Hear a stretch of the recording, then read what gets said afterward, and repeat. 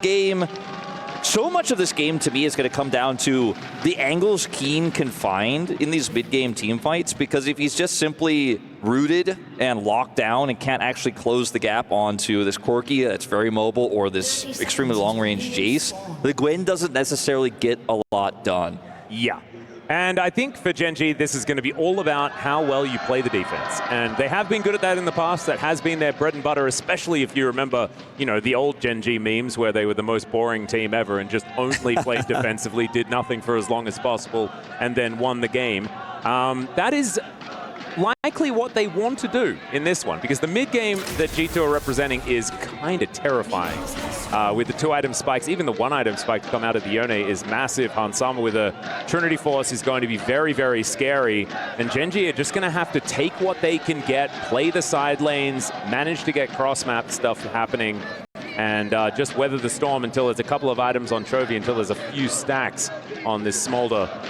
And he's going to get a ward down as Caps comes in. This is something that Chovy hasn't worried about too much, scrapping in the early game on this Smolder. But you can see here Caps feeling pretty good as he stacks up that Q. Respecting Caps a lot here in this matchup to go for the fleet footwork, set up the grasp, just trying to build some additional distance and be able to trade aggressively and try to get those stacks up rather than trying to be a little bit more of a trading, tanking force later on with that grasp. As plays like this, we're able to avoid that Q3 feel really nice. You get that proc of the fleet footwork and you're getting your health back, you're trading well. It is obviously going to be the Doran's shield versus the Blade here in this matchup. Chovy trying to do as much damage as possible to heal, and Caps just weathering the storm here as he becomes more relevant later on. This mid matchup is so fun. Chovy missed the CS, so it could be a really bad time here. Taking Flap second, though, that's able to avoid the Q. Speaking of level 2s, going to be coming through here for G2 on the bottom side of the map, getting the push. As Keen actually having a pretty good time here against Broken Blade. As I say that, he loses a trade, so maybe I need to stop talking, Wolf. All about where Keen's Q is stacked, and when he decides to look for that trade into Broken Blade. Otherwise, Broken Blade has to space really well here and harass as best as he can. But with Keen taking flash, it can be tricky. See, Caps is really struggling to take these trades. Chovy avoided both of his knockups there, was able to trade back. And that fleet footwork is working really well for him in this early game, starting to stack up a significant gold lead here at the CS advantage he has. But more than that, 13 stacks online. Once he hits that 25 breakpoint, that's when this really starts to get rolling here for the Smolder in terms of the lane matchup and the wave clear. Yep. Full clear now, almost finished for Canyon and Skewmon. Skewmon needing to get on towards his blue buff pretty soon, but that Gromp will be dead momentarily.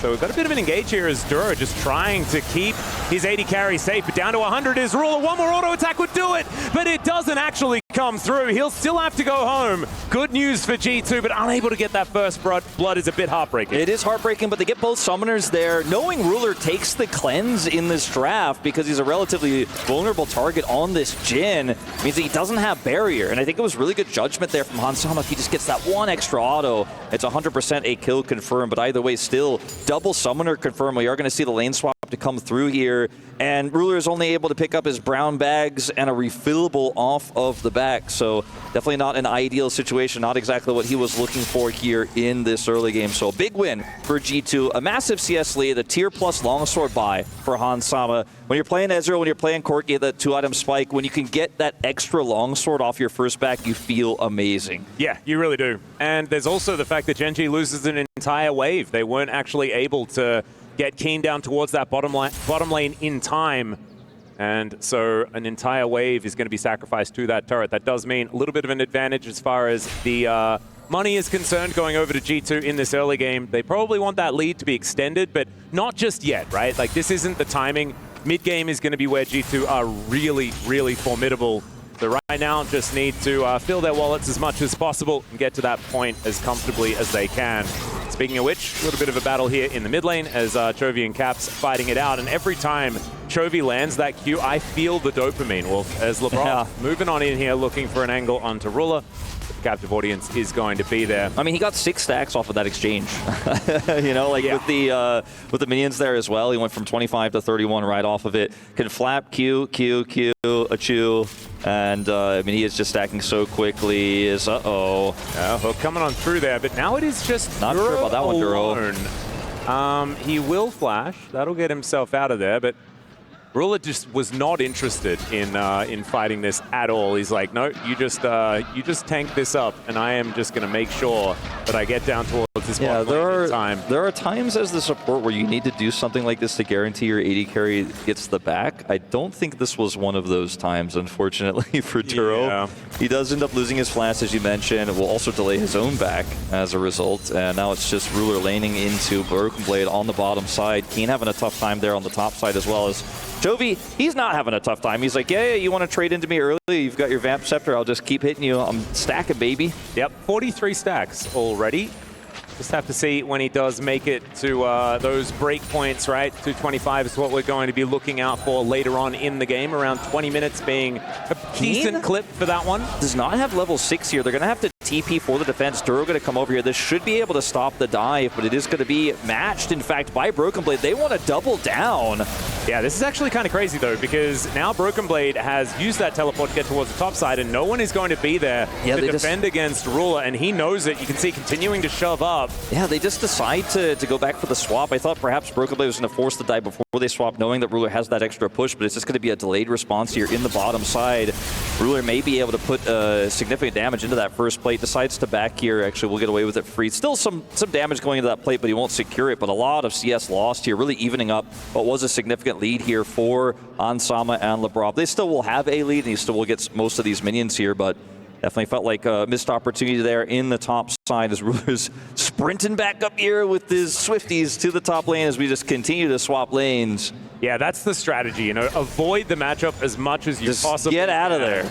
And with the Swifties, it's going to be helping out here as Duro is going to try and hold Labrov in place momentarily. Chovy's like, stop trading. I need to kill minions, please. As he sneezes on Caps. Does get knocked up this time around, but he's just been using the flap every time the soul has been unbound, and that hook somehow landed.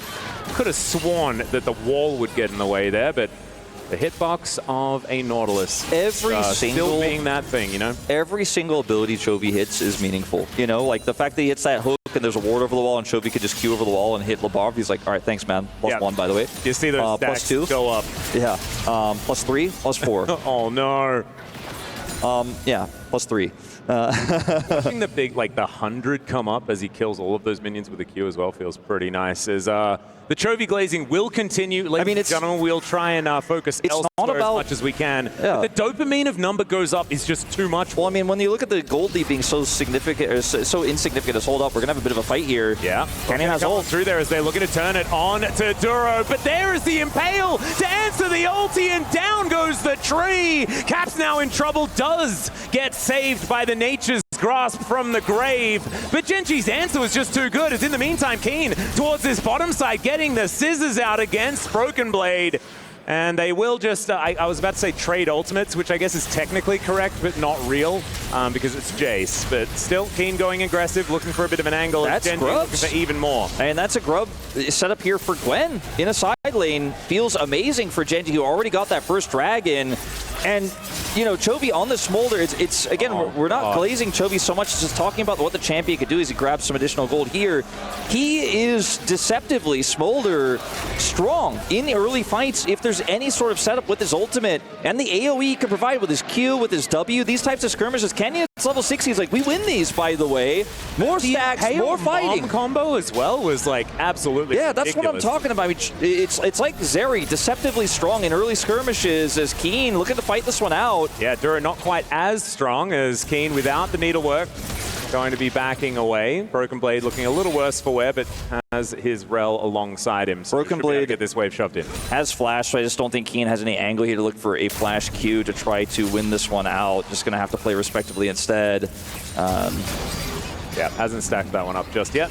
GenG just fighting for some tempo. And having a look around the rest of the map, Canyon is about to finish another full clear. Should be able to do so after the southern side is dealt with. As Duro playing with fire here a little bit on this bottom lane. And Keen just going to eat this wave. So it's just felt pretty dicey as once again, Hook going to come on through there at the flash forward. Broken Blade, I don't know about that one, and Labrov is dead as well. The feats of warfare so comfortable. here for Gen.G, as that was just a little bit of a whoopsie from G2. Big disaster. Chovy now the target here, but he's going to be totally fine. He's smaller, doesn't even need to flash. And this is what I was talking about earlier about how Dallas could be used defensively in a lot of situations under turrets, man. Like, if you go for that dive, you don't get the kill instantly, you're not getting out. Duro was 100% ready for that. He was just sitting there going, oh, there's no way they try it. I have the high ground. Yeah, exactly. And, like, Keen gets engaged on here, and Lebrob's in dredge line range. Keen has a ton of damage. He's got his Q stacked. And Lebrob gets rooted. Like, you can't get away from this Nautilus if you commit in. And Broken Blade on the other side is feeling a real rough here. Dylan Falco also frustrated because the deeper and deeper you pull into this quicksand of a composition for Gen.G, like the faster you sink because it's got the smolder that's stacking. By the way, Chovy, sub 12 minutes, he's gonna hit it at like 11:30, that big break point of 125, and then this smolder just flies towards the big 225. Well, this is the thing, it's the last 100 that is so much easier because you get so much extra AoE. You're exactly right. And this is like what makes it so hard against this composition as well, because you feel so much pressure to make things happen. You can understand why, BB and Lebrov went for that engage, because otherwise, if you don't do anything, you just lose. Like later in the game, this composition does infinity damage. And by this composition, I mean Smolder. It is the Smolder, but it's also the Gwen that has 3 grubs. Yeah, true. Side lane will be really hard. Broken Blade is already significantly behind in this matchup, especially after that play bottom side. I mean, that's the main reason why he's that far behind, but this Gwen is going to be a menace, as Chovy is going to back here after hitting 125. Look for that Trinity Force buy. I mean, things could not be better for Gen.G. Nope. This is precisely what they wanted. In fact, they could have been a whole lot more even than this and still be feeling like they're absolutely winning, as Mom comes down in this mid lane.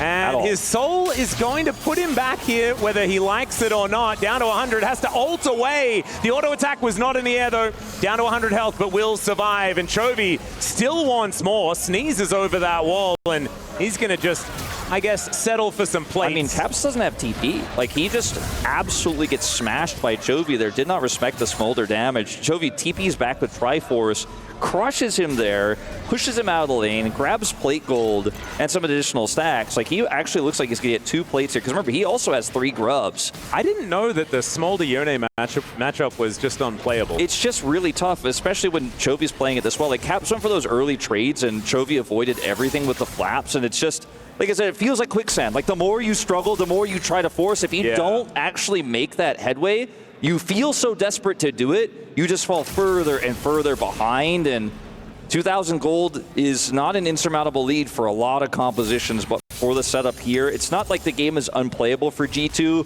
but it's got to be in your headspace, right? For your mental, it's getting a little boom right now, because you're like, is there any way out? Yeah, maybe it's time to start thinking about what we can do to not give them a scaling draft next time around. As Broken Blade looking for BB here towards his top side as he just walks up, looks for the auto. The hook is not going to land. Does almost get the passive, but doesn't actually get it, as the heal going to come out. Actually played so well here by BB as they're looking for Duro. They will take that as the first kill. Can BB survive? That's the question, as Keen is untouched. The flash to follow here from Keen as the needlework is out, and they're not going to get greedy for the kill on to the Rel. I say that as Canyon looks to come in, throwing some rocks around here on this bottom side as he smites the Rel.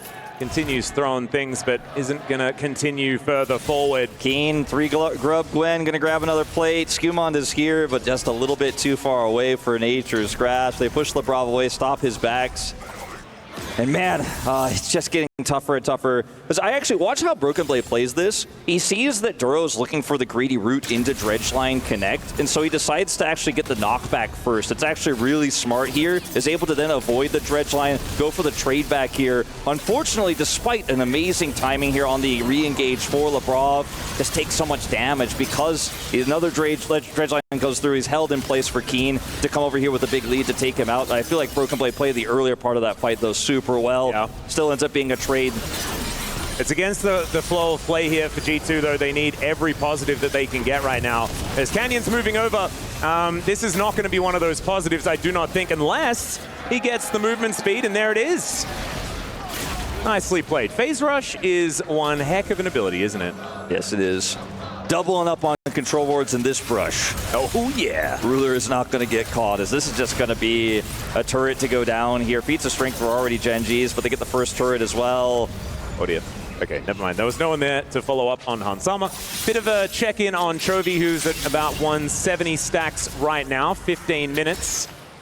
Does have, you know, 50 odd to go before he does hit that the fastest possible for a mid lane Smolder is usually around 17 to 17:30, and he's kind of on track to potentially hit that, you know, if he's left to his own device, if he gets to get into another skirmish. Caps will trade a turret back, by the way. Yeah. And he has Kumon here to help him get out. I don't think Gen.G will be able to punish, so that's a big win. You know, finally looking for that first item. Caps has been behind Chovy for so much of this game. Spent so much time on the side lane just trying to catch up. Hasn't backed for a while. Should be able to pick that one up here, but I think G2, what they really need here is an insane combo where Skumon catches somebody, Capson and Labrov are able to combo, Hansama is able to clean up the kills. You know, G2 need an explosive team fight here before this really gets off the rails. It needs to happen before Chovy hits that big 225. So realistically, your fight options here are this next dragon, and that's it. Like, it has to be here. It has to be now. The Bork is done here for Caps. Hansama has his Triforce. This has to be really G2 winning a swimmingly, convincingly swimmingly winning fight. Wow, that came out hard, but like, it's hard for G2 to win it. It's hard to say it. As here we go. Yeah, they're looking for it. Off against Labrov. Chovy over the wall doesn't like it, as the Rift Herald going to be ridden down this mid lane. That'll finish off the outer turret. But Canyon is now going to be in a pretty awkward position. He's just so tanky, though, as the dredge line comes on through. Skumon going to get rooted, and they're just going to collect the jungler. He does make his way out, though, as they decide it's Labrov that dies first, and that is precisely what's going to happen. Duro looking a little worse for wear, as the rockets from Hansama are starting to hurt, but G2 don't like the idea of a 4 versus 5, especially with Caps on the top side of the map, and they're going to see what they can do in the cross map instead as they give away Soul Point. I think G2 really wanted to try to play that a little bit slower, but things went a little bit awry there at the outset. And then it was just a quick reaction by Gen.G and Duro. Skumon gets caught, and that's the end of it. You know, Caps could have TP'd in faster and tried to force a response from Keen and look for a combo there. It looks like instead he wanted to just threaten that side lane. The top turret's relatively vulnerable. You know, if he's able to interrupt Keen's TP, for example, you know, there's ways that this could be played out for G2 if they play it slow, but it's the worst possible scenario, right? Not only do they not get the fight they're looking for, they lose the fight, they lose the dragon, and I think that was their best chance to get back into this game, and they missed the opportunity, and Gen.G are just coasting. Chovy is not going to quite hit the 17.5 minute 225, but he is 13 away. Yeah, 19 minutes ain't bad, as Broken Blade going to be able to get the boot back as Keen tanking up this turret momentarily. Teleport is going to be the answer here to even things out on the bottom side, but Caps really didn't want to use that to get down towards this bottom lane as they were going for a bit of a 1-3-1. Now Gen.G feeling like they will be able to utilize this man advantage as Chovy's flapping in there. Does sneeze on Hansama here. And the Labrov just going to be backing away. Gen.G unable to force, at least at this moment. So for those who don't know, which is probably very few of you, but we haven't seen Smolder be a mainstay champion in the meta for a long time. When he hits 225, he gets an execute marker like an Elder Drake, as we're going to have to talk about it later because Caps is dead. Yeah, Caps is dead. Maybe you can talk about it now, as the fate is indeed sealed. Unfortunately, it's the other person's, as Broken Blade's teleported in. Does do a fair bit of damage here to Keen. But look at Chovy, he's like, all right, cool, now no one's answering me. And also, BB has to flash to get himself out of the way of that one. And cops a boulder to the head, but not going to be dying in this lane. He's going to get the whole inner in the top lane? He's got a huge wave. It's sort of like you just want to not look at the minimap and just not allow Chovy to really be on screen while he's taking stuff. While Gen.G are also fighting what feels like even fights. He's waiting for that minion wave. He's like, where's the next minion wave? I'm going to hit it. Yeah, no, he's going to be hitting like 20 minutes, which is like pretty standard, actually. So the stacking isn't as fast as we He hasn't been in a lot of fights, which really slows it down. It slowed down towards the end, right? Because there was no one in the lanes that he's been, been farming. So that does affect it, obviously, especially if you're able to sit in the mid lane against multiple people and just keep stacking those Qs on the AoE. It goes a lot faster, but the speed doesn't matter when you're in a stable game state. Sometimes you're like, oh man, we really need to hit that because you're so far behind. You really need to hit that 225. Then maybe you can catch up in this game. That's how the Smolder goes half the time, where you are actually behind because of the weaker early game. But this game, because Gen.G has such a lead, he's like, well, I mean, it's no rush. I'm still going to get it. By the way, he still hasn't gotten it. He needs one. He needs to just like last hit a minion with the Q. Just WQ that wave, Chovy. Okay. So manages. There we go. Okay, never mind. 28. 228. As Gen.G are going to look for the Otacon here. Teleport to come in for Keen as well. All 5 committed. As Caps, I mean, there's just no information here for G2. They throw a sapling in. That might be able to help try and steal it away, but it's just not something that G2 are even going to attempt. As Canyon locks that one up. And Gen.G, 4,000 gold in the lead. Otacon, feats of strength, everything that they could want. As Canyon looks for an Impale, does not quite get it. But he's going to be able to steal away the enemy Gromp. They are able to, deny a wave on the bottom lane. Broken Blade's been able to get some additional time there. Can maybe try to wrap around, look for a play here with Labrov onto Ruler. But he's seen by all of this vision coverage. There's so many captive audiences here as well. Ruler's just chilling. And for G2, really your best hope on that Otacon was a faster group, or maybe Gen.G looked to turn the fight a little bit too early. You're hoping for a mistake, and they group and they go, well, Broken Blade, just keep pushing. This is all we can really do right now. As they know they've been checkmated in this game, but they've been checkmated for quite a while, and you're just hoping and praying for some sort of big mistake. I mean, Hansama is slow on the stacks here, but will hit 2 items fairly soon. He has the only gold lead, as minuscule as it is here for G2, but they need more than that to win this game. They need to blow up multiple threats. Like when you get to this point of the game with Gen.G's composition, it's not just kill the Smolder. There's a Jhin, there's a big Gwyn who is 4 kills. Massive, 2.4k ahead. So, there's just too many threats. It's a triple threat. Yeah. And I actually didn't feel like this game was a Keen div, right? That's not what I was sort of feeling, because the Smolder has been a large problem. It's been ganks towards the top side of the map that's allowed Keen to get this lead. But it just means that he's untouchable in side lanes. Now, waiting on a flank angle as well, as Canyon parking himself on this wall. Shock Blast going to give away Broken Blade's position, and Keen just remaining out of vision right now. There's the hook to start things off as Canyon just gets amongst it, finds the Impale. It's a decent Magnet Storm, but they just don't quite have the damage. Hansama's going to get exhausted and then rooted up and taken down. It's a double for Keen as the root comes in yet again from Ruler, and Canyon just looks immortal. Ruler's going to get another kill. That's a double for the Jhin. And Gen.G can do no wrong. They're going to look for a soul. Yeah, I'd love to see. I think it's looking like we're on the verge of the game being over, and G2 needing to just focus on what's happening in game 2. And I hate to say it for all those European fans out there, those LEC fans and those G2 fans who've watched this team perform against Korean teams, against LPL teams for years and years and years, and have never stopped doubting, never doubted, never stopped cheering.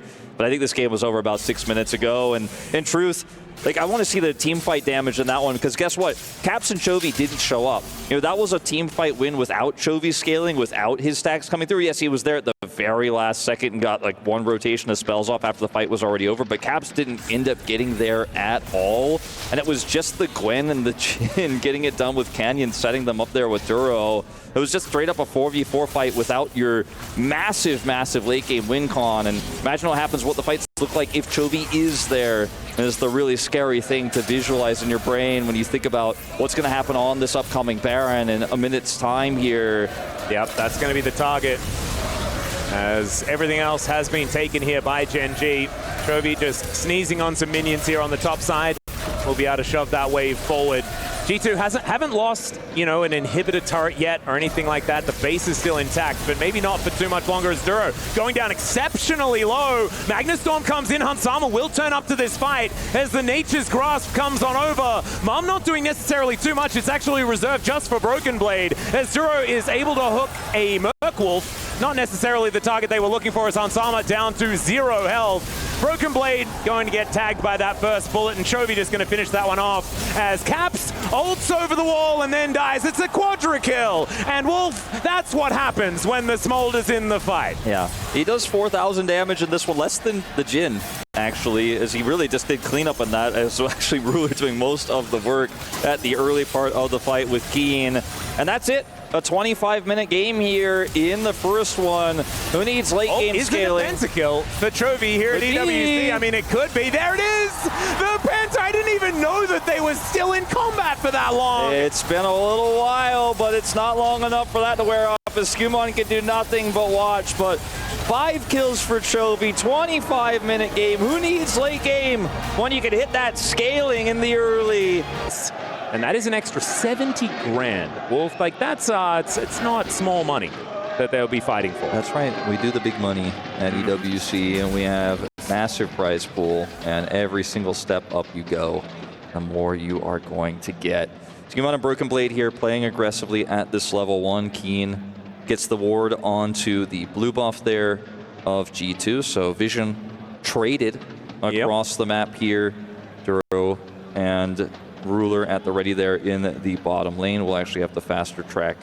And it looks like that's just going to be now the 5-point starts to eventuate. Caps does obviously have stun at level 1, but I don't think they're going to look for a play here. And Gen.G just playfully letting G2 know that there ain't anything happening at level 1. Ruler also giving us a bit of a history lesson, which is kind of cute. Of course, one of the Gen.G flares there, and then Samsung Galaxy. Kind of cute. Just, you know, the teams that he managed to pick up international titles on. So they are going to try to utilize this extra pressure here that Gen.G has to relinquish with the level 1 Alistair to set up some vertical jungling here and invade for Skumon, as he is going to take away the blue buff here of Canyon. And Gen.G very well aware that this is happening. As we'll see what Canyon does respond with, since he is starting topside on that red buff. As Vision, of course, of Skumon's blue, so he made to simply cross, and we have that vertical jungle. Boulevard not able to give that heal over to Hans Sommer, but I guess he was at full health, so he doesn't worry about it too much. Like we were saying, it is indeed just vertical jungling here between these two junglers. Skumon coming on over, though, and just feeling like he can do battle with Canyon, and he absolutely can. The chomp is so valuable. Skumon really going to get a huge lead out of this. Canyon going to have to flash. Yeah, Broken Blade looking for it. Does manage to vault break over the wall. Okay, I thought he queued already, so he's fine. Doesn't have to flash. Still massive. And no, it does not. It's not over yet, because there's so much prio for Caps. So when Electrocute is pushing Chovy out of the lane, Canyon really in trouble here. And G2 playing around this early prio so incredibly well. Weren't able to make a level 1, happen to where they get a pick or anything like that, but they use that extra pressure to set up this vertical jungling and shut this Vi down, as now Canyon's looking to cross over into this quadrant here and take the red buff of Skumon. Yep, spots the fact that Skumon is just going to stay towards that top side and take his red, so Canyon not going to be... well, actually, no, because Canyon started on his red. Never mind. So that red is not actually going to be consumed. It's the Krugs that are going to be the next one. So experience advantage still there for Skumon, but it's not going to be too much of a big deal. It's Canyon pathing exactly where he needed to there to make sure that he stays alongside him as far as camps are concerned. Nice little headbutt there from Duro. He's going to get a lot of damage onto Labrov. Wasn't exactly hoping to be in that position, and now Canyon, possible gank angle as well. As there are flashes, everything else is available here as Canyon looks for the angle. Doesn't get too much, and there's the flash forward to block the Vault Breaker. Beautifully done. Duro gonna have to go in, make sure that he keeps his jungler alive and actually flashes out of the way. Really good play here from G2 to make sure that they're capitalizing on Skumon's early pathing. Yeah, and Skumon should be able to turn this into a double scuttle if he wants to just run straight topside here. Might want to look for more, but I don't think there's really an opportunity here, but grabs this bottom side one. Is going to try to force it. It's for the Scry. Yeah. Could turn this at least into some Gromp pressure as the wave crashes through. This is going to be really challenging to pull off, though. Duro doesn't have flash, but Ruler does have his and a barrier. I mean, it's already a win for G2. I don't think they necessarily need to continue putting on Canyon's too much pressure. here, Canyon is going to come on over. Does have the level 3 alongside Skumon as Duro goes in. The bottom lane are trying to rotate up. They should be able to get here. And Skumon will be able to secure that blue buff as well. Canyon continuing to be pretty far behind. Yeah, 3 winning lanes will give you so much agency. It was the Gromp, actually, and the Gromp got uninterested. I need to identify which camps are being attacked. That's fine. Gromp will go over to Canyon here, and Skumon will just go back over and take his Raptors. I thought perhaps he was just going to go straight through mid and go take that upper scuttle and look to clear the top side of the jungle, but decides to instead really put that pressure on. Pushing Ruler out of the lane is a big win. Even though they don't end up getting any kills, they don't get the Gromp. That pressure means something, as it's a 10 CS advantage here for Hansama, who has generated a lot of leads this tournament on Xayah from 2v2s, but this time playing to the fact that his jungle had that early control, playing through the Alistar early game. And then that leads to Caps getting mid lane prio right, and everything that's eventuated in this early game. Is Keen going to get all into here? Yeah, Broken Blade looking for a bit of an angle, finds a nice trade. As Keen with the Darkened Blade is going to be able to even things out relatively nicely. And it's going to be trading CS here between these top laners. Skumon going to be able to get that double scuttle that you were talking about, as BB is going to be not pulled back by the Infernal Chains. Gets a nice Q to get that health bar back up again as ulti's traded here between these top laners, but BB's gives him a bit of extra health back alongside it, so it feels kind of nice to even just press the button even if nothing happens. Yeah, that was a really good judgment there from Keen as well, knowing the level 6 was just around the corner. Even though they had 6 advantage, he knew that 1 extra minute was going to take it over, as here comes Skumon in the mid lane. Yeah, back actually going to complete here from Chovy, as Duro doesn't have flash, but he does have legs, so that gets him out of there. Sometimes that's all. He's also got a mouse, and he's got a right-click button on it. And a keyboard, baby. Worked real well. And you will get away there, but it was a really nice timing trying to punish a potential split back. His TP is going to be committed here by Duro, and Hansama, I think, is just dead. He's got flash, but I don't know where he's going to go. Yeah, looking to try. Oh, the trade here as he flashes forward, but there is a barrier available. Ruler is just going to burn down as Labrov gets the ignite off. A 1-for-1 trade, but it's probably going to be 1-for-2 here, unless tanking the turret is a little bit dangerous here for these guys, as Labrov, one more auto, but does get the knock up. It's 2 kills over to the support of G2. Never mind, one of them was in fact an execute. That's right. That's kind of unfortunate, but that is fine. Still good for G2. Well, yeah, I mean, it's going to force the backs there, as Chovy is also going to fight Tibbers here. Yeah, this is so unfair, isn't it? The Caps, 1v2 in the mid lane. Caps has done such a good job this tournament of knowing the timings where he can just punish someone who's teleportless and look for these aggressive trades, even though he doesn't have kill pressure. He's like, well, I mean, put you low, and I'm going to have this wave push. I'm going to force resources to come into the mid lane, and Skumon is looking for an aggressive play here top side. And he's going to be able to take this red buff, I think, because Canyon, see how quickly he comes on over. Does get that E charged up, walks into this brush. Broken Blade, he's going to be able to get that first roam over. Chovy not exactly feeling too healthy here in this mid lane, so they decide not to go for any sort of contest. Caps gets that sustain from the honey fruit. Will be able to come over here and look for another potential stun onto Chovy. Duro having to stay in this bottom lane, which means Ruler is just landing straight up here into Hansama on the bottom side of the map. We're going to go back to this play here again. Hansama's judgment in this moment is actually so incredible, because he's like, all right, I've got my feathers set, I have to kite back here, and Labrov is coming back over, right? Hansama knows, okay, gotta flash this. We're gonna go back to live. Yeah, in the meantime, another fight is starting here as Hansama taking so much damage and didn't really have any way out, so he is just gonna die. That is gonna be a kill over to Ruler. He's finally on the board here in this game, and kills evened out between the two squads, and in fact, the gold entirely evened out as well, basically.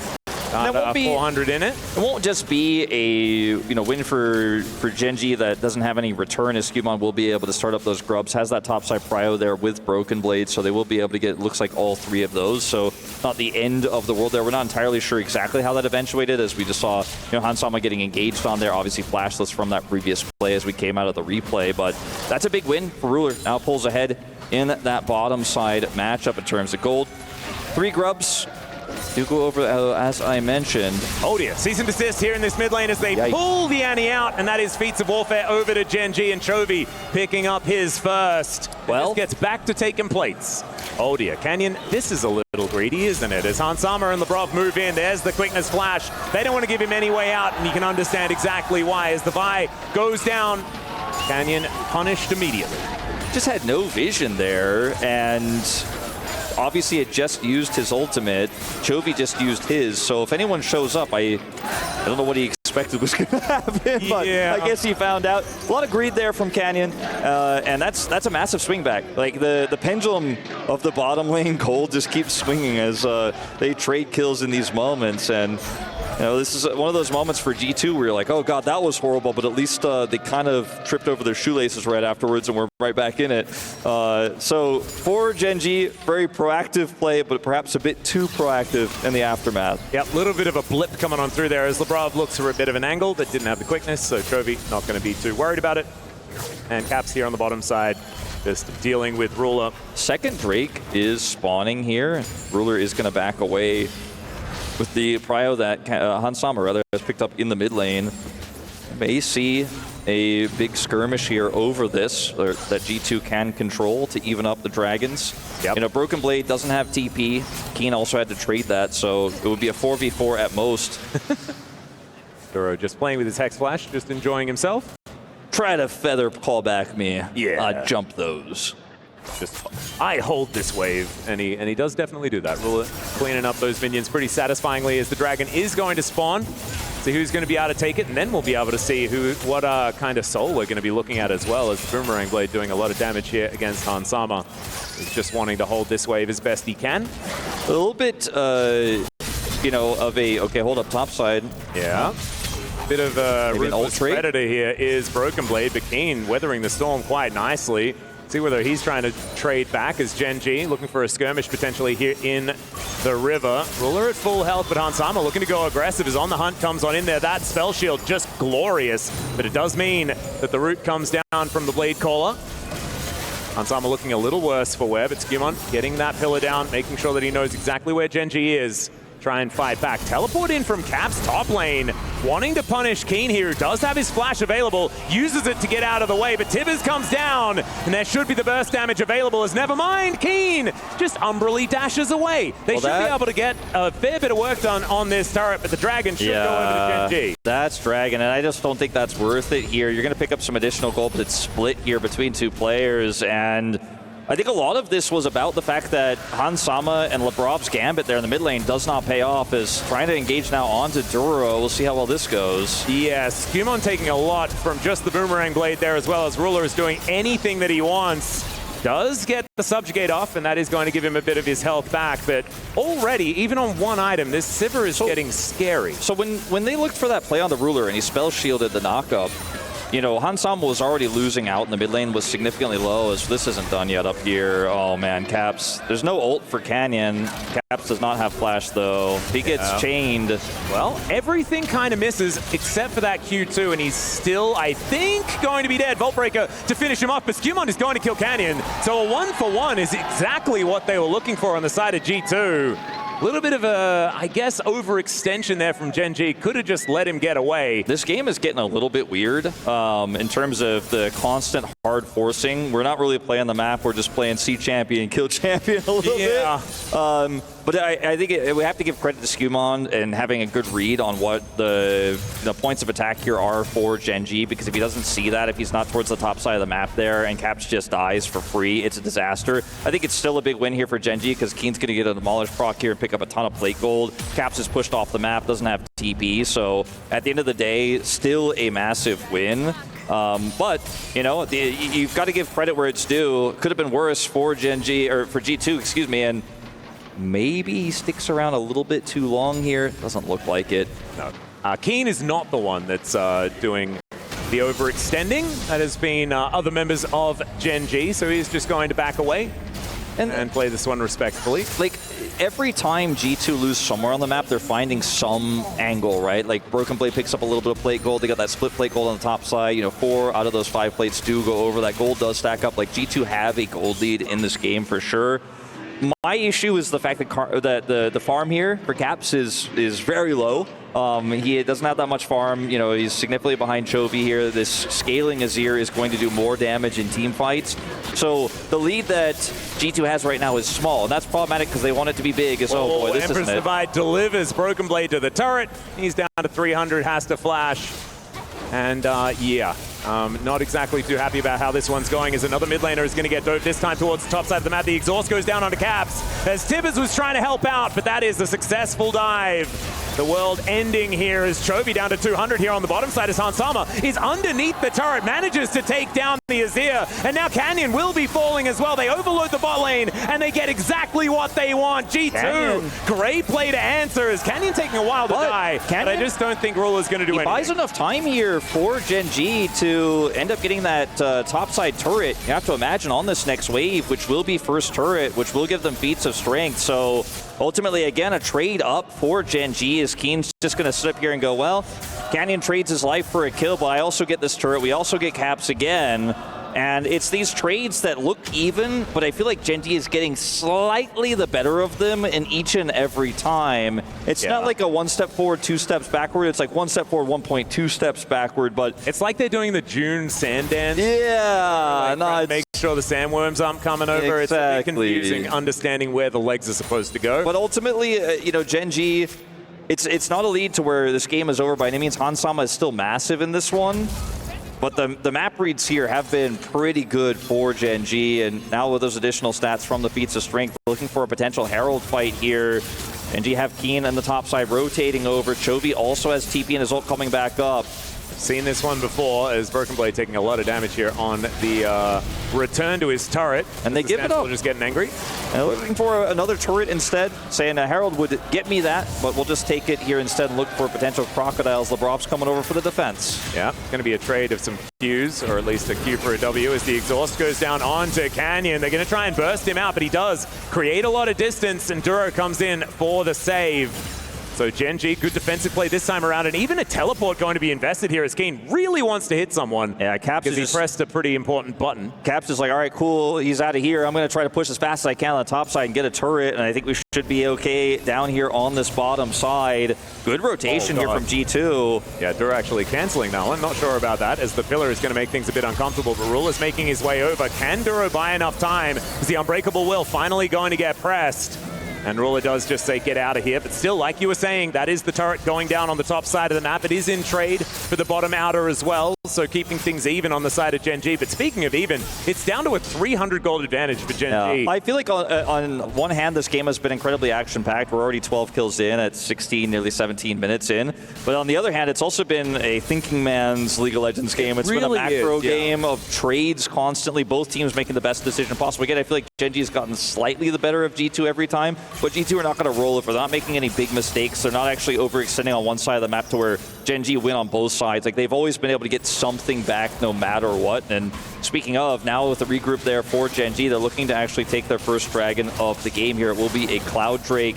And unfortunately for Gen.G, they're just not grouped up in any way to fight for this. And Duro's going to get pushed away. Chovy has TP, but Duro doesn't have ult. Side. He's actually looking for a bit of an angle here to try and answer his, oh dear, yeah, Hansama going to be able to at least get an assist. I thought that they were going to try and leave him the kill, but the Drake goes over and a kill onto Duro. Yeah. His second of the game, and now Skumon doing that I'm going to walk at you thing, and now Ruler is just going to get eaten underneath the turret. Lebrov comes on over, and the flash just a little bit unfortunate. I think that's 100% worth. So many angles. No, it's fantastic here for G2, as Caps is really, no, not dead. Keen gonna need another Rumble dash if he wants to get over, and there is the flash to get himself out of there. Tibbers now fighting alongside as Chovy looking to make his way in. That's going to make things more difficult here for G2. Slice and dice activated. And Hansama gets a turret. Now, I mean, before I was like, okay, G2 are not giving up things on both sides of the map. They're always matching. Now they're taking the driver's seat. They're 1,000 gold ahead. They win on both sides of the map. They end up shutting Chovy's push down top side. They get the dragon. Caps is able to flash away there on the bottom side. They get the play in mid. And yes, Skumon has to flash to kill Ruler, but Ruler uses both summoners, and Sivir's flash is way more valuable than a Trundle's in a situation like this. And G2 really pulling ahead after what was, you know, kind of absorbing a lot of the pressure, a lot of the punches here from Gen.G, making all the right calls, waiting, biding their time for the right moment.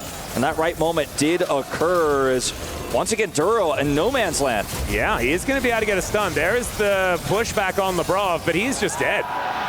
Duro just misreading the state of the map right now. Things are certainly turning more in G2's favor. I mean, you cannot be pushed that far up. Going into this series, you know, I said Lebrov had a pretty good time against BLG, obviously, and we talked about Lebrov's improvements, but I told you, like, I don't know, man. I feel like the support diff might be big in this one. Like I was telling you before the broadcast, you know, off stream, like, I think Duro's going to have his number, but in this game, absolutely not the case. Right now, Lebrov at almost 100% KP. Duro constantly caught, just aggressively trying to clear vision and find out these rotations from G2, but when Gen.G are behind on the tempo, which is rare for this team, mind you, since Duro has joined this incredible streak, he keeps getting punished, and G2 just get further ahead. Oh, Caps now looking to clear out this minion wave, but there is a Keen looking for him. The World Ender coming on through as down goes Tibbers. That's a decent quickness there from Lebrov to buy some space as Keen's flashing for it. The heal comes in though, and Keen just unable to close the gap. Caps able to move himself back. They don't kill the Aatrox, which would have been nice, but they don't. He doesn't manage to get his jump. Well, maybe they will. Summer is looking for the angle. There's the flash forward. Keen wants to be able to do something, but he doesn't.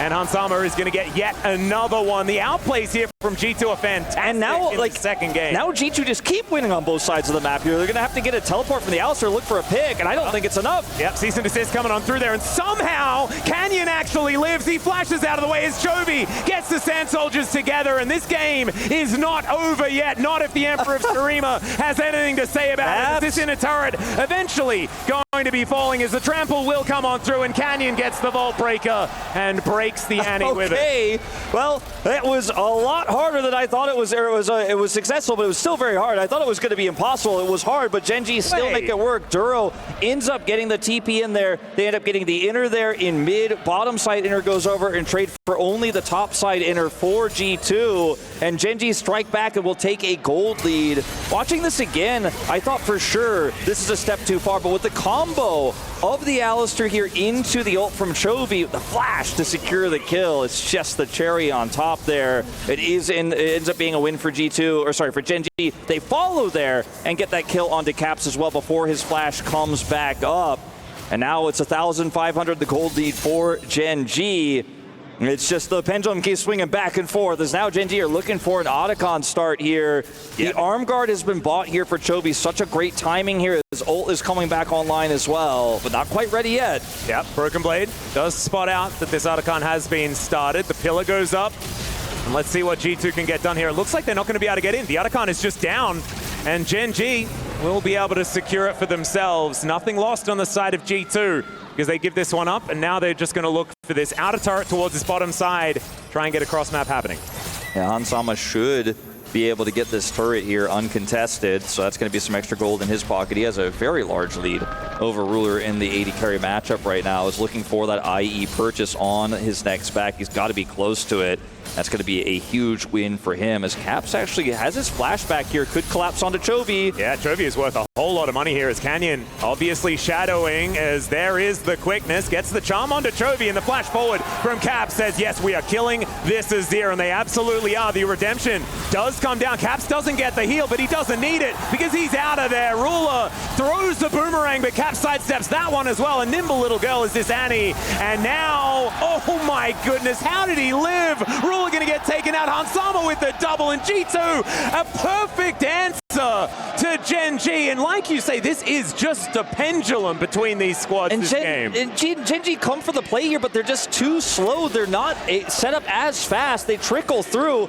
Lebrov has gotten so much value out of this locket. It is absolutely insane. He then drops the redemption down as well. So watch this again. Caps is over the wall here, so has to rotate around. He ends up interacting with Canyon first. This means with the airborne here from Canyon with the charge Q, he has to flash for the kill. And it looks like, okay, it's going to be a trade, but then Locket comes through. Redemption comes through. Caps doesn't quite get hit by the healing, but everybody else does, and Broken Blade and Lebrov can peel. Lebrov gets a knock-up. That sidestep was beautiful from Caps. You mentioned it in the play-by-play. And Gen.G overcommit, find themselves 2,000 gold behind. Oh man, that was almost a pillar of death for Duro.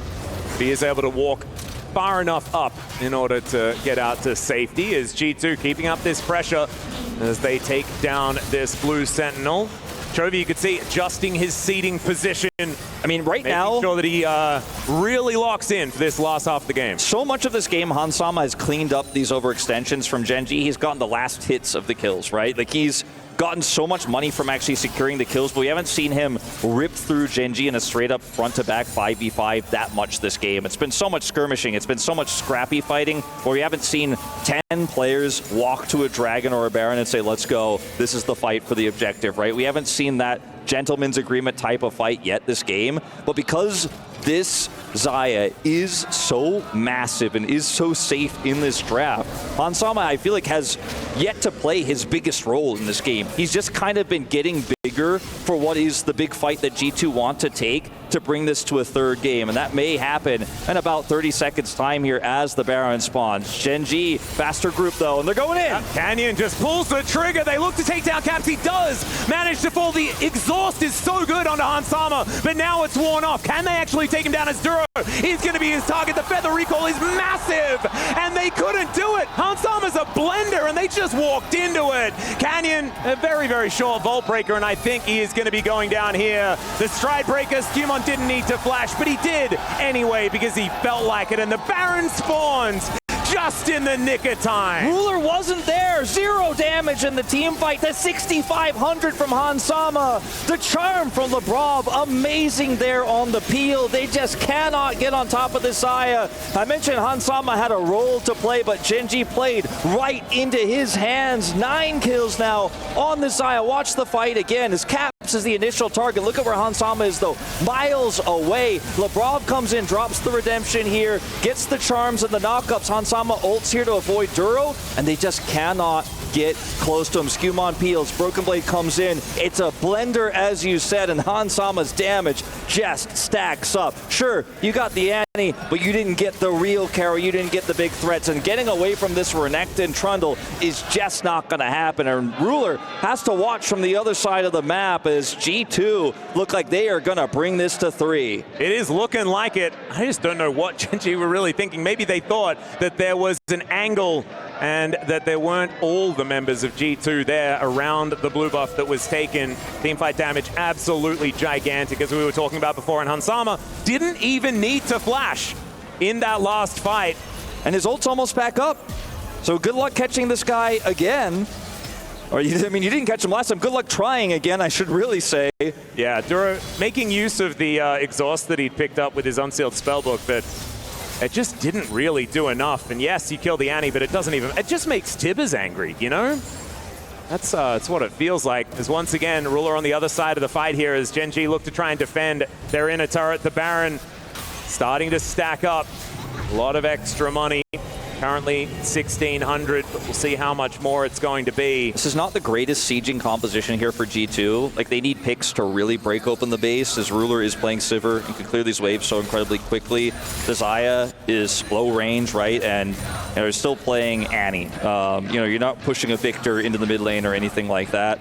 As speaking of Annie, he's going to try to annoy Keen here, but we'll shut down his push. But this is not the greatest Baron that we have seen in terms of damage just yet, as Lebrov is going to double down on that. He's battle dancing. It's fine. He's just able to get himself out of there as Keen may not be capable of the same thing. The Ruthless Predator has found him, and he is looking to sink his teeth in. The flash over the wall there from Keen will get him to relative safety, but now doesn't have that tool for the next fight. I think Gen.G are not happy with the game state, but I think they're pretty happy with the limited damage this Baron has actually done to them overall. We saw a TP committed there from Duro. It was a bit absurd. A weird angle that Canyon's found himself in. Hansama does have flash and ult. Yeah, Canyon being very, very patient. Ruler's just dead. Never mind. Maybe too patient. Maybe Ruler wasn't patient enough. I'm not entirely sure, but that was embarrassing. As now, Gen.G looking to back away, not wanting to let any more fall. We've spoken about the Ruler position, Wolf. Maybe not so much this tournament, but that was an example of exactly what that is. Yeah, that was potentially game losing here. I mean, the game was definitely in G2's hands, but I think that's the backbreaker. No more Sivir, no more wave clear. And G2, now the base is open. That's the first inhibitor to fall here. They will back away, try to grab a second. That bottom wave, though, is at the midway point, so there's no wave to crash through. Baron fades away, and they'll be happy to take a third Cloud Drake. That will be Cloud's sole point for them, but they have so much additional movement speed in this game to chase down targets. I like the let's go GenG, and then just the cover up the sorry G2. I like that. Respect where it's interesting. G2 having a phenomenal game too here. Brilliant bounce back. Yeah, it's interesting that Caps is 1-5 this game. He's 1,200 gold behind Chovy, but I feel like in every Caps death, there has been a win for G2. You know what I mean? As Chovy is now dead, maybe. Okay, this is a very weird one. Yeah, Chovy is extraordinarily dead. Couldn't even use his Zhonya's to keep himself alive. As G2 looking a little worse for wear, but not really too worried about it, as they will take down this inner turret and look for another inhibitor in mid. Still dead. This is going to be even more super minions to deal with. And G2, they are not overextending. They're not looking to try and end the game when they don't necessarily have a foolproof opportunity to do so. They are just taking away what they can, playing this as patiently as they can. And going back to the early game, you know, like, we'll watch this moment here again. So this is a setup here from Canyon where he's trying to make sure Ruler can clear this wave, and then they could potentially look for the collapse, but they're just a little bit too desynced. And I think this was a greedy attempt, but when you're this far behind and when the Baron is pushing, you want to fish for stuff like this. Chovy ends up being caught. But I want to go back to some of the trades we talked about in the early macro game. Like, I feel like if G2 hadn't played the map as well as they did to keep the game as even as it was, this game would look very differently. And then Caps kept getting picked in size, right? They focused him down so much. That's why he was 1-5, and now he's 2-5 after picking up the kill into Chovy. But his sacrifices were not in vain, and G2 stayed in the game. Hansama was able to clean up so many of the fights, punish Gen.G so significantly that I just feel like there's no way back. And Ruler is dead again. Yeah, I'm not sure what that was about, but he did face check. He looks mad, too, on the player cam. He's frustrated. He did not want to play a 3-game series before potentially making it to the finals, and now he's probably worried about his path there. This game is all but over. That face check looked like he really did want to play a 3-game series and wanted to get into game 3 as quickly as possible, Wolf. That's what it looked like to me, as G2 looking to take down the last remaining inhibitor turret. That is going to fall. Inhibitor soon to follow, as Gen.G waiting underneath their Nexus turrets. G2 pushing forward. Tibber's getting aggressive. And G2 not pushing up more than they necessarily can, as Labrov, he can't because he's Rakan. And now Duro sneaking around for a little bit of an angle here. They don't really have the vision. The Baron's going to be up in 15 seconds. G2 looking to grab that before they push the rest of the way. Gen.G not wanting to give up without a fight, as 1 second. Ruler is now up. So playing around vision so well. Once again. Like, Gen.G are like, I think maybe there's an angle here, but there just absolutely isn't. And now they buy enough time for this Baron to respawn. Double super minions across every lane means to get to the Baron is your toughest challenge, and they just simply will not be able to do it. Caps holds the line here. Super fast with his shield. He's just like shields himself and he's zooming. Wait until he gets that 4th Cloud Drake if the game goes that long. 2 minutes until that goes over. You drop a bear and just run across the finish line. As Ruler here just has no right to be here. Like, there's no vision. I guess it's they just did have, not like, allowed. They had a wall of vision that he thought maybe was like there's no one here like we know, but like I don't think the wall was quite plugged enough. As G2 looking for a little bit of an angle here, as Canyon not allowed to take his Gromp. That is Skumons, unfortunately, for the Gen.G players. And yeah, G2 just getting the waves in order, getting things pushed up. Hansama dealing with that bottom lane, and G2 not giving Gen.G any ways back in.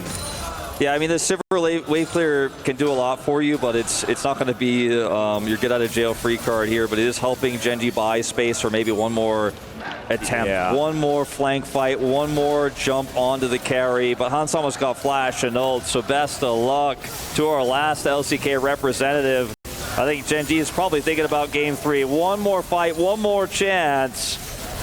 Possible, but they'll need an absolute miracle. They want to hold on to this one, and I think they need to do it about 3 times. I mean, Hansama's got GA, he's got level 18. There's no holes in this game plan. Well, Keen going to ult and flash.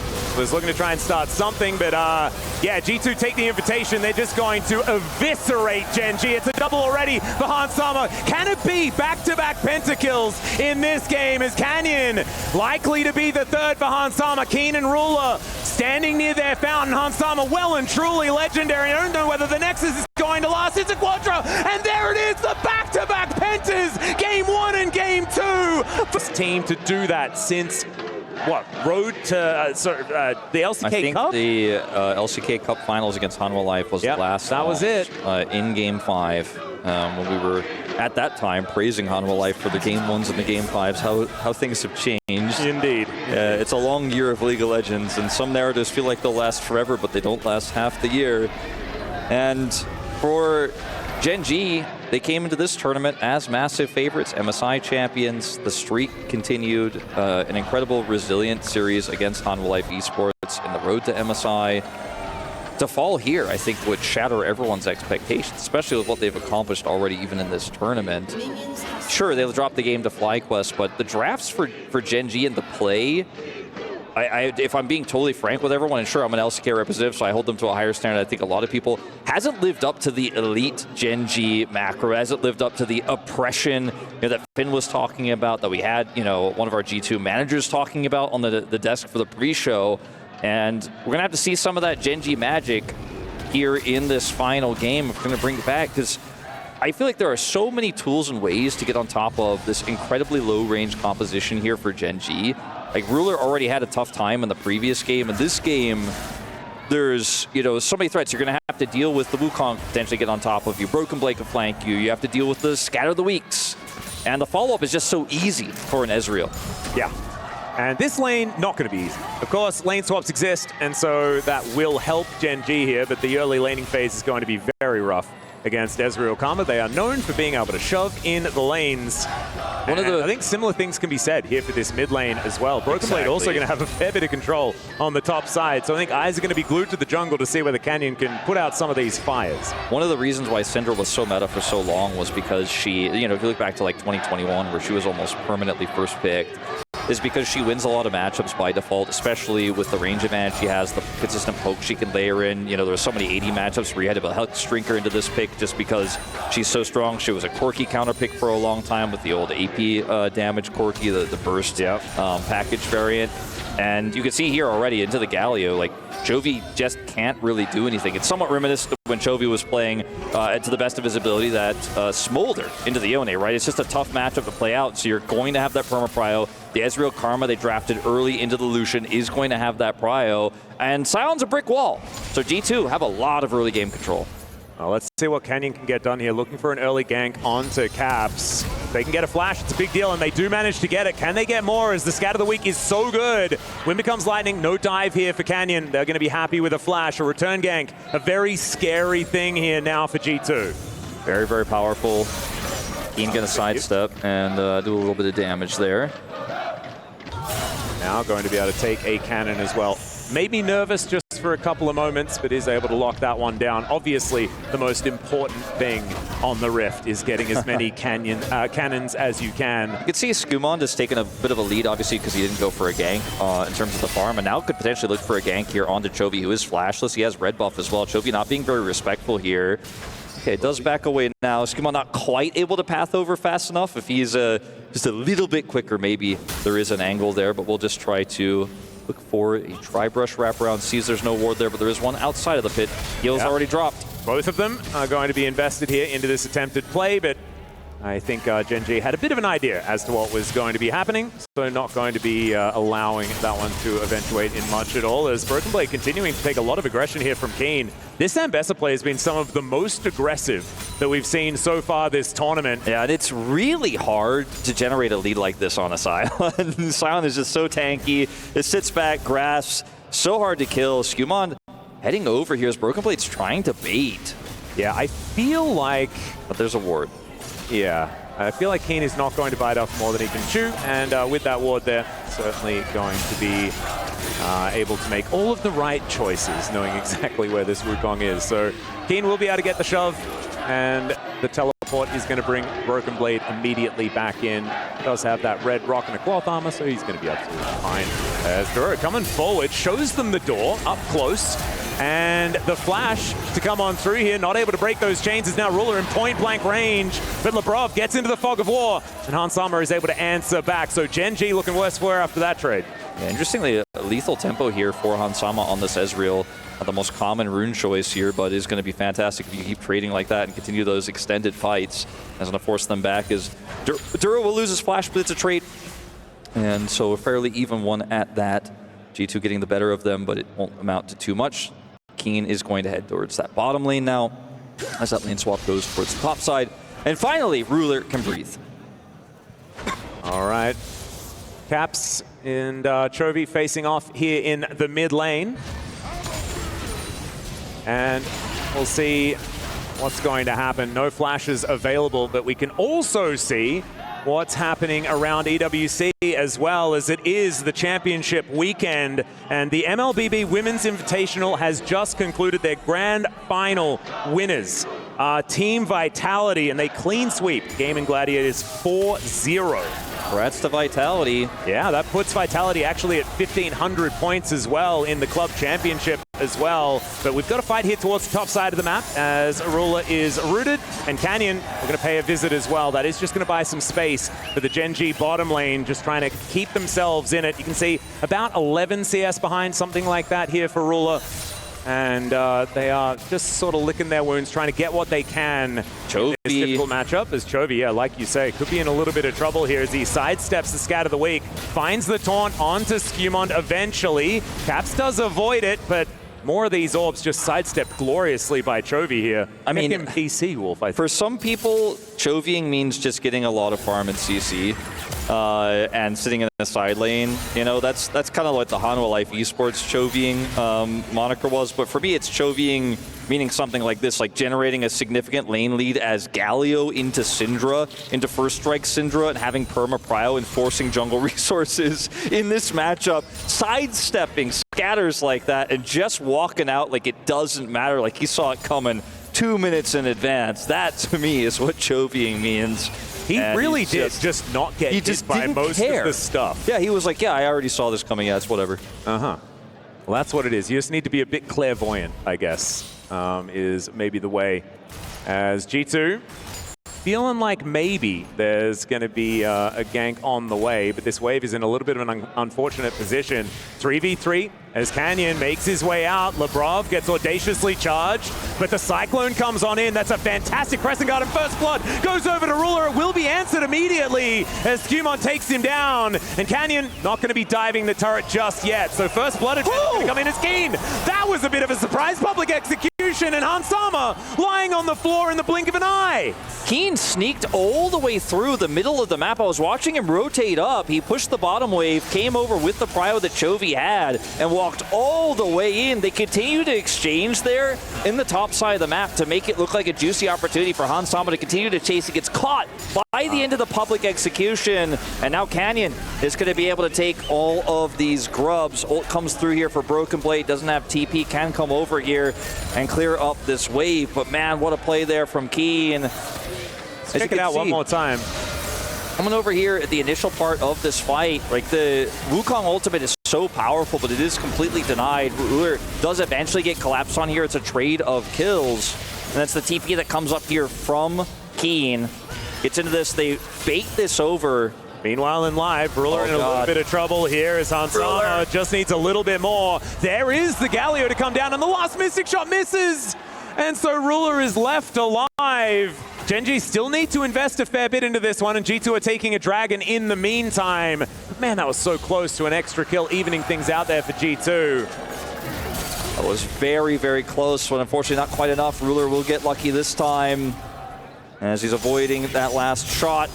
Does survive, losing only barrier but not flash. I feel like pretty good about it. I feel like this lane is so incredibly important for Gen.G here today. As Keen, he's either going to be not able to do anything to Broken Blade, and Broken Blade's just going to do that thing where he's Scion and he's immovable, or he can run away with the matchup, and then Broken Blade has nothing that he can really do about this Ambassador in his side lane. I mean, the fact that he is able to control it on the bottom side of the map there and then TP over to take out Hansama with a really nicely placed ult. You know, you get those advantages, allows you to have a lot more freedom over the map just in general.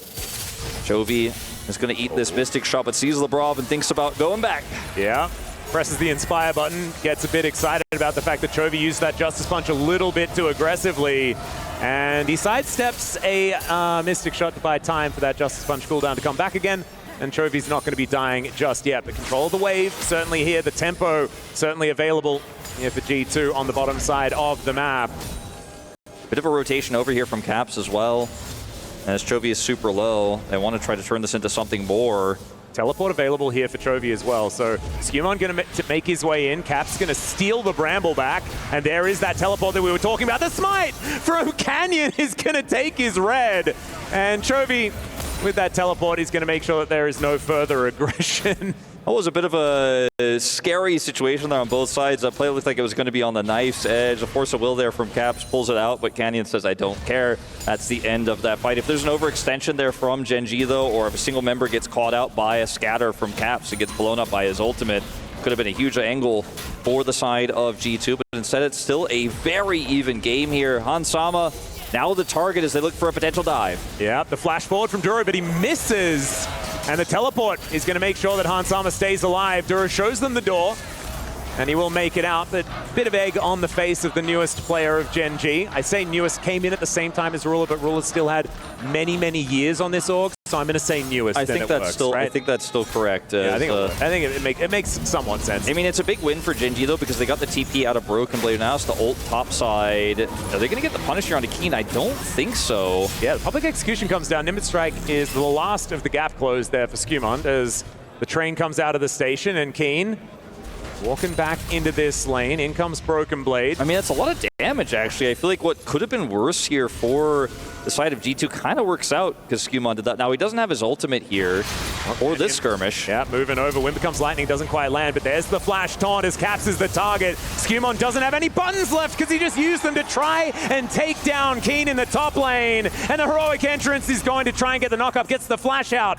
instead, as now Broken Blade is inside the Thunderdome and he's flashing, looking for the angle. Canyon needs to keep hitting if he wants to stay alive, and he does so. Lebrov is booking it to this top lane and gets the flash out from Canyon. There is a route onto Keen. He has to flash to get out of the way of the Q, and Duro is going to turn up as well. Everyone's making their way in, and it's G2 that are starting to lie on the floor. Broken Blade is going to get stunned up as these concussive blows are so dangerous if they get layered one after the other, and the Zombie Scion will be ignored as Gen.G win the fight. Caps teleports top lane, will only get minions. Gen.G are out of there.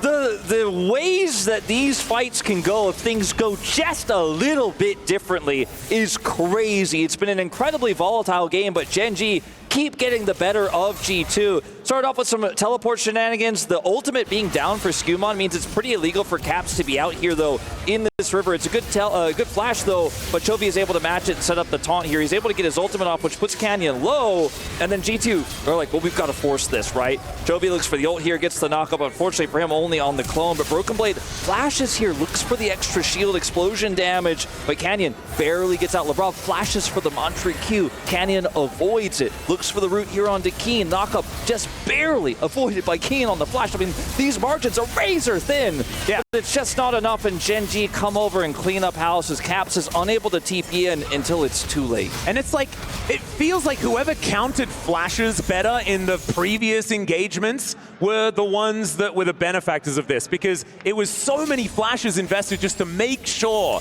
that this went Gen.G's way. The answers were always there. Caps flashes immediately afterwards. Chovy is flashing away. They get Skewmon's flash, and then Canyon knows that he can then flash away from the Wukong because he can't get in there. It's ridiculous, the dominoes that have to fall in order to make sure that these fights are clean. And Gen.G now with the first big lead of this game to the tune of about 2,000. That's only extended here as Keen gets the first turret as well as beats the game. Exactly right. So that's going to be some cool shoes that they put together. G2, this is going to be second Drake, though, for G2. Let's see what the soul is, because this could be quite significant. Okay, it's going to be Infernal. That is big. So G2 fans should at least be able to feel good about the possibility of what happens if they can get a few more of these dragons. The game state is definitely Gen.G favored, but that's something you've got at least in your back pocket for later on if you can win some of these big objective fights with your comp that has a lot of great CC here. As this game has just been hands checking non-stop. As you said, flash counting. Lebrov. Yeah. It's a little bit dangerous here as Canyon walks forward, doesn't find that Wind becomes lightning. Is Keen just looking for that public execution angle. And now the Rift Herald in control of Gen.G. And, you know, you look at Caps, he doesn't have TP. Broken Blade doesn't have Prio. And unfortunately, I think Gen.G, or unfortunately for G2, Gen.G is just going to get this one for free. See a bit of a wraparound here, but it will be spotted on a ward, and Chovy just has enough mobility to get out of here. Oh, Chovy going to get knocked back there by the Scat of the Week, but just decides he wants to channel a taunt, and Labrov not going to do too much damage. So Rift Herald going to go over to Canyon. And now Keen playing pretty aggressive here towards his top side against the one-item Broken Blade. When the Black Cleaver comes in for Keen, that's when even Broken Blade has to be scared of the damage this Ambessa is going to be doing. The Keen lane dominance that we have seen this game just continues. It gets tougher and tougher. I mean, Keen is not, he does not want to lose this series, no. this tournament. He's the one who was talking about how so well it really impacted him that they lost so early last year. Yeah. And he was not able to lift that trophy. And they were the favorites coming into last year's EWC as well. This was, you know, Gen.G coming off an extraordinarily dominant spring split back then. And this is the same story, but finally actually living up to it here in Riyadh. As Labrov fighting against Duro and Ruler here. As Hansama looking a bit worse for wear at the back end of it. Herald drop to be dropped here in the mid lane. They're going to clear this wave and look for the collapse onto this turret. May force a reaction out of Skumond. Fair bit of damage to this turret as well. They might be able to take this one down. Full mini wave is there, and full grubs, or actually a couple of the grubs, but still able to take that one down. So very nicely done here by Gen.G, keeping the pressure up. They're just not even going to let go of that pressure, forcing Skumond back here. Ruler looking for the all-in. I don't know about that one, as Ruler needs to be blocked there by Duro. A bit of a trust fall, I guess, into the mid lane to make sure that Duro was paying attention. And now Labrov going to be fighting against Canyon. There's a heroic entrance just to scatter G2 to the wind. The taunt to come down. Connects onto a clone and Labrov. Labrov might be the target they're looking for, but G2 do make their way out. And Gen.G will back off as well. But you can see, with how far up Gen.G are pushed, they still have so much tempo right now. I mean, he still had flash and barrier. He's just playing on the tightrope here. Skumond wants that angle. He just isn't going to find it. Keen rotates over here. True shot. Okay, Keen flashing, get himself out of the way. Ults, and doesn't find anything but the air. And will keep himself alive. It was an awkward scenario. Now Cap's in a little bit of trouble as a turret is taken down by Chovy, who is definitely not here, by the way. He's got a teleport available as everyone is so low. The Scat of the Week is going to take down Duro as Kane executes Caps before going down. That looked absolutely insane. And Gen.G is playing right on the edge, Wolf. It's just a hands game. It's just mechanics. It's just raw mechanics. And it started out as an unfair fight because Gen.G had so much control over the mid wave. They took out the mid turret. They had vision control. But G2 said, if you're going to be greedy, we will match you at every turn. It ultimately ends up being a trade that Ruler had flash and barrier. And he was not afraid to use them there. Ultimately, the game state here is still favoring Gen.G, but it is just so incredibly close. Keen sidestepping, at least attempting to, still gets hit by the barrage. Uses his ultimate here to try to avoid the Scatter of the Weak, to use the Unstoppable, but still ends up taking too much damage. But is he afraid? No. Canyon goes back in, gets the shield here out of Labrov. And Ruler tries to go for this play here. Gets rooted, has his barrier, flashes the Scatter. Keen goes in, like a madman, barely gets the shield to both secure a kill and allow the rest of his team to retreat. And you can see it on Caps' face. It's so close. It's always so close.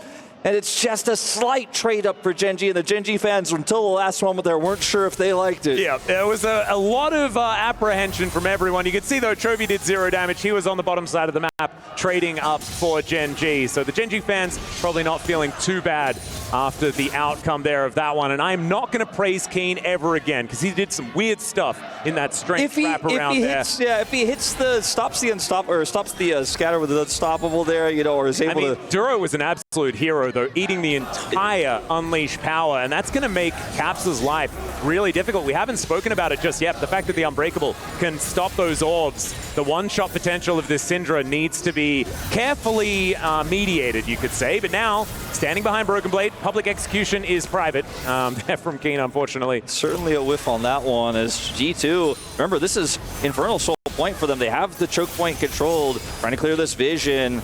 Arcane Shift from Ansama gets him to relative safety, as Gen.G feeling like they have control of the mid lane. G2 in a little bit of an unfortunate position, is into the backline, goes Keen delivering a gargoyle. It gets a knock up onto Skewmond, but down goes Keen to start this up. The taunt is so good. The Winds of War only onto Labrov though, and there is the culling to take down Skewmond. And now the Gen.G freight train is a-rolling, and they're looking for Broken Blade. The Dragon still up and available. Gen.G looking worse for wear. As Hansama, exactly right, looking to try and do some of this cleanup. 5,000 damage nearly on Hansama in this exchange. So bold, never afraid to look for those E's forward to maximize the damage. The Crescent Guard is down, and G2 start up the Dragon. Chovy's back though with the TP, and G2 are going to think better of it. They already have a 2 Drake lead. They're down 3,000 gold. If they threw this fight, gave the Dragon and kills to Gen.G, it would certainly spell their end in this tournament,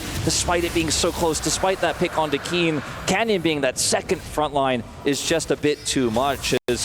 Keen making some crazy attempts in this one. This guy is afraid of nothing. The side step from Caps was amazing there, actually. He's just so fed in this game that he's like, I can kind of just go forward, and I trust that my team will back me up in every scenario.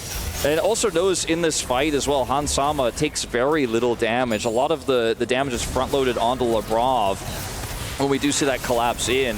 In live, by the way, though, might have a fight here in just a moment. Either way, Keen is the one who gets focused down. Hansama doesn't end up taking that damage. He gets taunted, but again, the focus goes on Labrov. Winds of War here, not really hitting Hansama, so Chovy is pushed out. Caps maximizing his damage here, hits the scatter to prevent follow-up here. Broken Blade has to back out here with the flash. But the Gen.G are like, okay, we don't have that Crescent Guard anymore. Hansama is coming for us. They back away. And you have to imagine in live, we're going to be setting up for this one again. Yeah. Did have so much damage done by Hansama. I tell you what, this has been an unbelievable tournament for this man. I mean, he's just, the guy is just, when he gets a lead, he knows exactly which fights to take. His positioning has been so phenomenal. I mean, we've seen him very rarely get punished or get caught. He plays these safe champions like the Xayah, like the Ezreal, but he still walks the line. You know, he stands just on the edge of safety to maximize damage. And the way Ezreal looks good is how well you play aggressively with the fact that you have so many good defensive tools, right? And Hansama showed us exactly that in that last fight, pushing back Canyon, almost managing to find a bit of an angle there, make sure that they only lost Skewmond. They did lose the Dragon, but it's not end of the world. And G2 certainly still in this one. As Ruler Enduro in position in this mid lane, just playing a bit of that K-Ram, as we like to call it. I think it was an NA Ram at some point as well, and I've never heard it be described as a European one, so that's a bit of a shame. But EU-Ram? Yeah, it doesn't feel good, does it? No. No, not really great. We'll see whether, maybe Dagon and the gang have got something for us on that front. Maybe Finn knows. Maybe Finn has like something that they say about being in mid too long. It is a Scion and a Syndra, so it's just kind of how it goes in terms of you want to be grouped in the mid lane, or you want to be 4-1ing at best, so you can. And his number goes up, right? And as these numbers go up, G2 are going to be feeling better. As Labrov goes down, though, they're going to be feeling worse, as Keen does break the tether. But he's very scary, and I think I would have had a little bit of a heart attack as well if I had have found a Keen in that brush. Well, I mean, for Gen.G, they end up pushing Labrov away. Has to now back, so there's a window here to potentially start up this Otacon. Chovy doesn't have TP, but he has his ultimate available, and I think that's enough. Yeah, they just saw him go home. Now, Hansama can rotate over faster. He and Broken Blade have control of the mid lane, but they have to be quick. They have to be fast here, as Cap's trying to offer poke, but it's not enough. Labrov running over as fast as he can, and this fight is about to break out. Yep, this Galio can be here at a moment's notice as well. You can see Broken Blade is trying to deal with him, but he needs to get there as well. As Canyon looking for the angle, there's the public execution as Keen will just decimate Hansama. They'll try to take down Skewmond as well. I'll correct myself as he does make it out, but the Otacon is going to be secured here by Gen.G. Caps all out of mana actually, and not with too many options either, as that was a cute little Q over the wall from Broken Blade, but he's not really able to do anything. The prize is already claimed here for Gen.G, and they're only extending that lead. Keen playing so fearlessly this game. We've seen quite a few of those public executions whip, not at the mark, but this one certainly did, as Chovy looking for more here is going to get rooted, but there's just not enough damage. There's no Cyclone anymore. There's no Ezreal here, and he is going to walk away scot-free, but G2, we're so close for looking for the punish there. The block from Duro as well onto Hansama's True Shot Barrage really limits a lot of that initial damage they were looking for. Gen.G fans, I feel so scared, so terrified that maybe this final LCK rep could have gotten knocked out. The draft was so good here for G2, but they have taken full control over this game now. Hansama quite blast coning his way in here, but will drop the True Shot Barrage right into Duro's block, which also blocks the scatter. And then the instant follow-up, the second those cooldowns are down, Keen's like, I'll go in, we take out Hansama, target selection is perfect here. Chovy blocks any sort of follow-up. And because Caps is playing Syndra, he's more utility, he's more setup. He's just not going to be able to offer enough damage here to challenge once that Ezreal's gone. Oh my goodness, the fans so incredibly passionate. And Gen.G looking on the cusp, and I can't help thinking back to what you were talking about before. The fact that our LCK representatives haven't shown the clean, crisp gameplay that we've gotten used to so far this tournament, I think until this game, where Gen.G have decided, oh, well, G2, they gave us a run for our money in game 2. We're going to have to give them the best. It's the almost like angry Gen.G game 3, where they focus up, the clutch is there, and it's confidence that we're seeing in spades, especially from Keen, but Ruler as well, who I feel like has a lot to prove after that last game 2 loss. Now chasing Broken Blade away here. Well, we'll see whether Gen.G can actually find an angle, as of course we're fighting over this dragon. It's going to be up in 10 seconds time. G2 desperately trying to get some position back on this map because Gen.G are suffocating them out of their own jungle right now. And there is just no red vision outside of a little bit towards that top side to try and protect against a Baron sneak. There is not much more here. Gen.G get it for free. Now, they were down 2 dragons, so it is going to be only their second of the game, but those stats are so relevant when you start getting those percentage-based Infernals, man? Oh, God. Percentage-based ADAP adding up so much, and if you get a third one plus the soul itself, I mean, this Lucian hits so hard. Even Chovy's Qs are going to be massive later on. And there's just no side lane angle. Like, yeah, they push mid, they don't get anything, but they get the dragon, and it's not like, oh, that Syndra's pushing that top. Not really. It's a Syndra. You know, she can't actually threaten the cross, and then Chovy just slowly goes up and answers as Keen demolishes this Scion, makes the Scion look like he's made out of aluminum in this game, just denting him over and over and over, bending him to Keen's will, and Broken Blade feeling broken in this one. And a Baron attempt. Yeah, a little bit of a stun on a Chovy. I was about to say nice stun, but it almost did a damage, so I guess it's almost there. Unfortunately, Chovy pretty tanky as well, sitting on 2 items. Riftmaker relatively recently completed. See what he's going to put together now.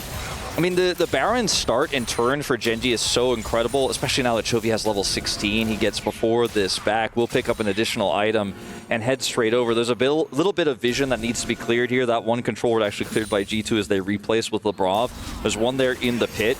Once Gen.G clear that up, they could start to look to push this Baron in. And without vision, it's hard to play this Syndra comp. You know, it's hard to engage. They have a Wukong, so steals are possible, right? But winning a fight, that just sounds out of the question at this point. And getting to the pit is what I feel like is going to be the most difficult part, because Gen.G, I don't think they really want to start something up with all 5 people grouped up, right? They want to start something with 2 people and have 3 ready to kill whoever's trying to face check. And that's what they've been doing when they've built leads like this in the past. As Chovy goes over to take this minion wave, and it will be able to get this top lane pushing forward as well. G2 given a little bit of respite as they clear out some vision around this Baron. So at least that isn't going to be snuck for now. But still, G2 on the back foot, well and truly. 4,000 gold is the approximate lead, but it's the fact that Arakan is there. There's a couple of grubs. There's the cool shoes. There's a lot that's putting Gen.G even further ahead than it might look as far as the money is concerned. Chovy in such a good position to deny any entry. That vision we were talking about moments before is now completely cleared. Keen looking for a great trade here. Can TP into the Baron pit at any point, really without any fear of Broken Blade interrupting him. Only can just dash away and channel that one up. And you see some first strike gold keep stacking up here for Caps, piece by piece, little by little, with this Cosmic Drive build here. He's got the Void Staff, but like you said, getting to the pit, getting to the fight, much less winning it, just is impossible here for G2. It's feeling difficult, but they're not going to go for a 50-50. It will be Canyon just backing away, looking to secure that blue buff. Still on that bottom side, Broken Blade, I believe, was losing out on another trade. But as you can see with the health bars, they're actually looking kind of okay for Broken Blade here, holding his own. I mean, at this point, Gen.G are just backing away, resetting, grabbing items, pushing waves, and they're just going to do it again. And if they can keep just stalling this out, because the Baron is tough to take, it's relatively high health, obviously. They can stall it out and then just turn their eyes to Dragon, then they get a third Infernal Drake. And for Gen.G right now, the name of the game is just not to lose your lead and continue to stack up gold on this Lucian and Ambessa. GA completed now for Keen, means you have to kill him twice if you're going to win the fight. And Chovy makes it tough enough already. Lock it online for Duro. Like, yeah, the owl guard is a big deal as well for Chovy. The fact that he can dive in on top. Hopefully he presses it this time around as LeBron. Chovy on the flank. So much, yeah. Chovy looking for that taunt angle, gets it onto Hans Sommer. The immediate follow-up with the public execution. They do get the chain CC onto Keen, but he then gets the shield from Chovy on this Galio. The double taunt comes in now. Caps with the scat of the week. Canyon taking a fair bit of damage, but he has the Crescent Guard to stay safe.